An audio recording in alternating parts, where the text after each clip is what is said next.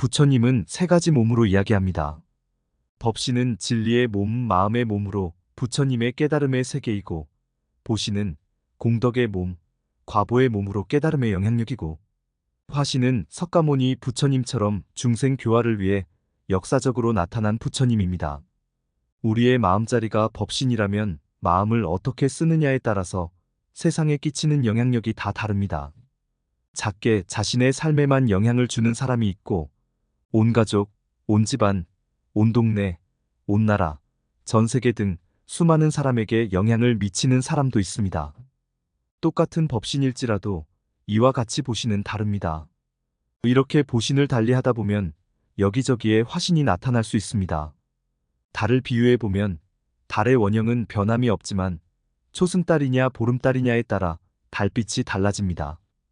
우리 인생도 만월처럼 세상을 널리 비추는 사람이 있고, 초승달처럼 겨우 신이나 찾을 수 있는 빛을 낼 수도 있고, 전혀 아무 빛도 내지 못하는 금음달 같은 삶을 살 수도 있습니다. 화신은 천강유수천강월이라는 표현에서도 알 수 있듯이 물에 비친 달입니다. 또한 전등불을 예로 든다면 30촉짜리 전등은 방 하나 정도는 밝힐 수 있습니다. 200촉이나 300촉쯤 되면 온 마당이 환합니다. 광장을 환하게 밝히려면 몇 킬로와트는 되어야 합니다. 전기에 비추는 성질이 법신이라면 전력의 양에 따라 밝기가 달라지는 것은 보신이고, 각양각색의 모습을 띤 전구가 화신입니다. 50대 기혼 여성에 비유해보면 주부, 어머니, 아내, 할머니, 딸 등 상황에 따라서 수많은 이름으로 불리는 그 갖가지 역할이 화신입니다. 이와 같이 삼신을 이해하는 것에서도 삶의 교훈을 찾을 수 있습니다. 우리는 본래로 원만한 달인데 그 달을 얼마나 많은 사람에게 비추느냐 하는 것은 각자 마음먹기에 달렸습니다. 법신은 형상이 아니라는 것도 그와 같은 말씀입니다. 참답고 여여한 진리의 본체는 형상이 아니요 생멸도 아닙니다. 법신은 어떠한 경우에도 상일 수가 없습니다. 비록 상을 통해서 법신을 유추해 알려고 하더라도 또한 옳지 않습니다. 상을 법신이라고 한다면 전륜성왕도 진리의 당체인 열애라는 결론에 이르게 됩니다. 열애는 스스로 외형적인 모습으로 나라고 하거나 설법의 모습으로 나라고 여기는 자가 있으면 그는 사도를 행하는 사람이다. 열애는 꿈에도 보지 못한 자다. 라고 하셨습니다. 법신은 모양이 아닙니다. 그러나 늘 참되고 어디에나 나툽니다. 들에 날아다니는 새도, 청정한 산빛에도 법신이 나타납니다. 반야의 광명 본래의 면목을 밖에서 찾을 것이 아닙니다. 두두물물 자체가 법신이요 반야의 광명입니다. 손가락 하나 움직이지 않고도 고향에 돌아갈 수 있는 이치가 바로 여기에 있습니다. 겉모습에 속지 말라. 수보리야, 그대는 어떻게 생각하는가? 32가지의 남다른 모습으로서 열애라고 미루어 볼 수 있겠는가? 수보리가 사례였습니다. 예, 그렇습니다. 32가지의 남다른 모습으로서 열애라고 미루어 볼 수는 있습니다. 부처님께서 말씀하셨습니다. 만약 32가지의 남다른 모습으로서 열애라고 미루어 볼 수 있다면 전륜성왕도 곧 열애라 하겠구나? 수보리가 부처님께 사례였습니다. 세존이시여, 제가 부처님께서 말씀하신 뜻을 이해하기에는 반드시 32가지의 남다른 모습으로서 열애라고 미루어 볼 수 없겠습니다. 앞에서 견열애부라는 말이 있었습니다. 이는 30 이상이 곧 열애라고 보는가라는 뜻이고, 여기에서 관열애부는 30 이상을 미루어서 열애를 볼 수 있는가라는 뜻입니다. 다시 말해 30 이상 그대로를 열애라고 하지는 않지만 30 이상을 통해서 열애를 이해할 수 있는 길은 있다는 뜻입니다. 이렇듯 견자와 관자의 차이를 잘 알아야 합니다. 잘생긴 모습 30 이상은 석가모니 부처님만의 특색은 아닙니다.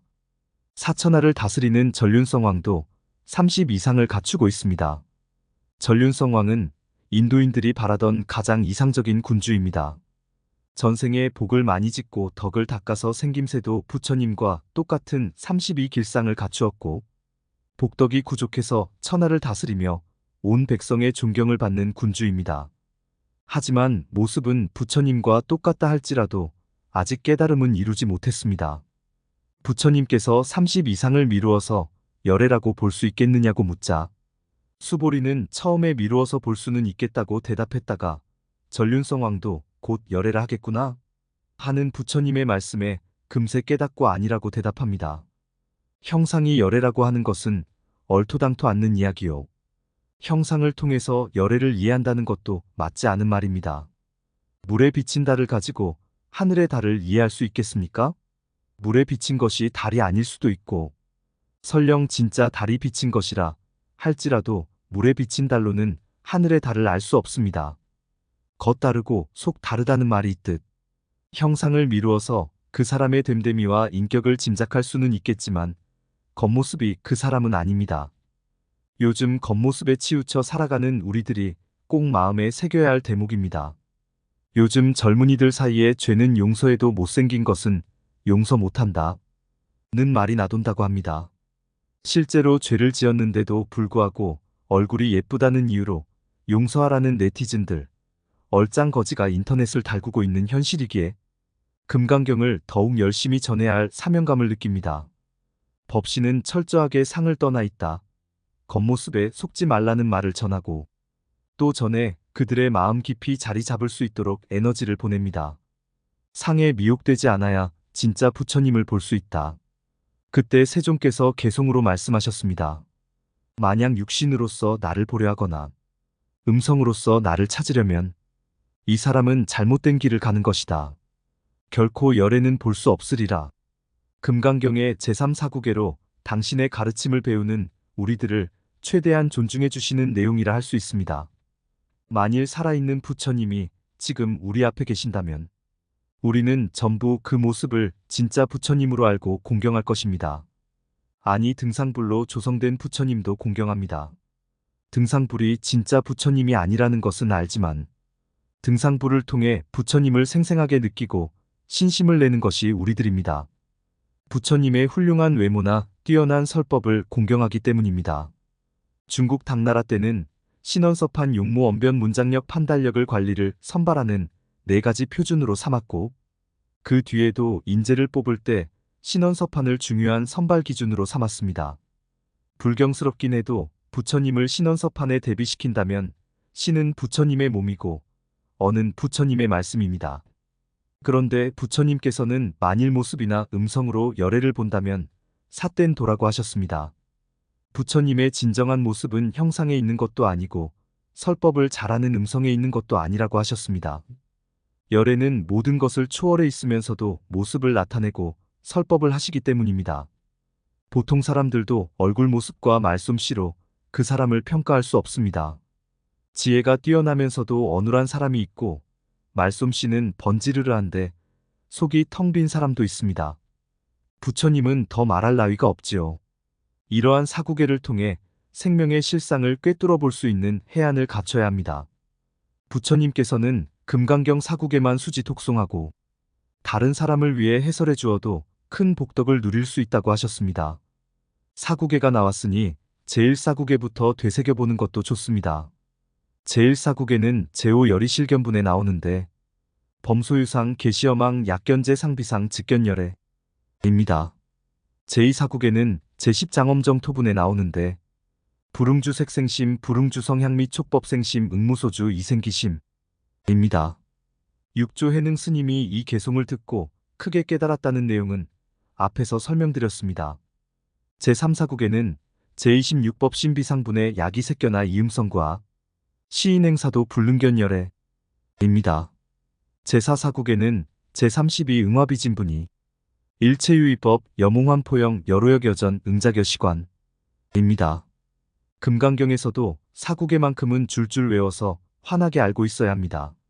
사구계의 뜻만 제대로 이해하고 다른 사람에게 설명해 줄 수 있어도 대법사 노릇을 할 수 있습니다. 요즘과 같은 대중불교 시대에는 누구든지 불교 공부를 해서 포교사, 법사 노릇을 해야 합니다. 자기 인연에 따라서 한 사람이라도 앉혀놓고 훌륭한 가르침을 이해시키려는 노력을 해야 합니다. 얼마나 멋진 부처님 말씀입니까? 그 어느 성인과 비교할 수 없는 훌륭한 가르침을 펼치셨으면서도 그런 것을 가지고 열애로 본다면 이 사람은 사도를 행하는 것이고 열애를 볼 수 없을 것이라고까지 말씀하십니다. 어떤 종교, 어떤 철학, 어떤 성인이 이런 말씀을 하실 수 있겠습니까? 불교 경전 한 권 읽어보지 아니하고 불자들이 불상에 절을 하는 것을 보고 불교를 우상숭배라고 매도하는 사람들이 많습니다. 제대로 공부하지도 않고 편견에 사로잡혀 유일신에 매달리는 사람들이야말로 우상숭배자입니다. 부처님께서는 살아있는 부처님의 모습을 보고 부처님이라고 하든지, 부처님의 고귀한 인생이 무르녹아 있는 음성을 듣고 부처님이라고 생각한다면 사도를 행하는 것이고 미신을 행하는 것이라고 분명히 말씀하셨습니다. 그건 역시 상이기 때문입니다. 상을 걷어내고 상에 떨어지지 않고 집착하지 않고 상에 미혹되지 않아야 진짜 부처님을 볼 수 있다고 하셨습니다. 부처님만 보는 게 아니라 우리들의 진화를 보는 것입니다. 우리들의 영원한 생명, 지극한 행복, 무량대복, 한량없는 신통을 보는 것입니다. 상을 떨치고 보면 이 모습 그대로 부처님입니다. 참으로 부처님과 금강경과의 인연은 큰 행복이고 큰 재산입니다. 겉모습에 속지 말라. 수보리야 어이유나오 가히 30 이상으로 관여해보아. 수보리야, 그대는 어떻게 생각하는가? 32가지의 남다른 모습으로서 열애라고 미루어 볼 수 있겠는가? 수보리여나대 여시여신이다. 이 30 이상으로 관여래니다. 수보리가 사례였습니다. 예, 그렇습니다. 32가지의 남다른 모습으로서 열애라고 미루어 볼 수는 있습니다. 불어나사대 수보리야 약이 30 이상으로 관여래자인된 전륜성왕도 즉시 열애로다. 부처님께서 말씀하셨습니다. 만약 32가지의 남다른 모습으로서 열애라고 미루어 볼 수 있다면 전륜성왕도 곧 열애라 하겠구나. 수보리가 백불어나사대 세존이시여 여하해 불소설이컨댄 불응 2, 30 이상으로 관여래니다. 수보리가 부처님께 사례였습니다. 세존이시여, 제가 부처님께서 말씀하신 뜻을 이해하기에는 반드시 32가지의 남다른 모습으로서 열애라고 미루어 볼 수 없겠습니다. 상에 미혹되지 않아야 진짜 부처님을 볼 수 있다. 이 시에 세존이 이설깨어나사대. 그때 세존께서 개송으로 말씀하셨습니다. 약이 색혀나거나 이음성고하면 만약 육신으로서 나를 보려 하거나 음성으로서 나를 찾으려면 시인행사도라 불능견열애니라. 이 사람은 잘못된 길을 가는 것이다. 결코 열애는 볼 수 없으리라.